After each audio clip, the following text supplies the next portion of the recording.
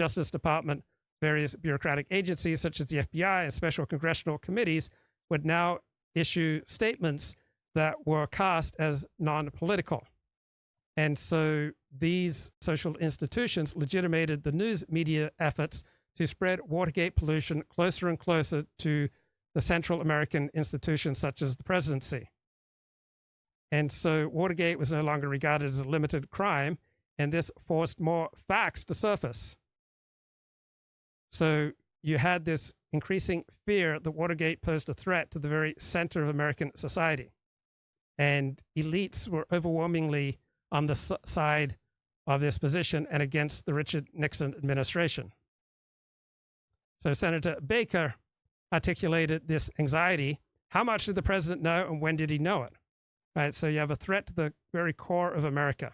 And this intensified the growing sense of normative violation, meaning moral violation, increased consensus that we have pollution with Watergate, and it generalized the pollution to the entire Nixon administration.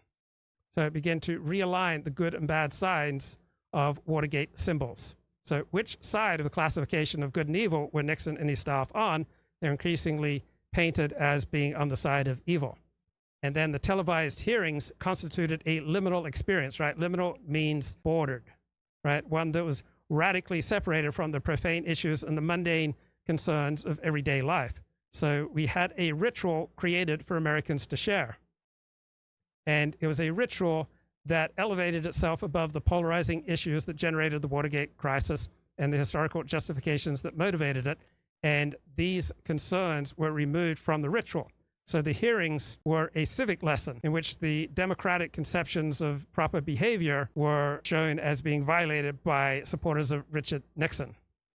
So the hearings succeeded in becoming a world unto themselves. They were sui generis. They were a world without history, right? Its characters did not have rememberable past, right? The Watergate hearings existed out of time. So a proper way to understand the Watergate hearings is to understand the people involved, what their incentives are, you know, what's going on at this particular time and place and where do they come from. But that type of literary analysis was not used for the Watergate hearings, right? Instead, you had the framing device of TV, which pulled the hearings out of their historical and realistic situation.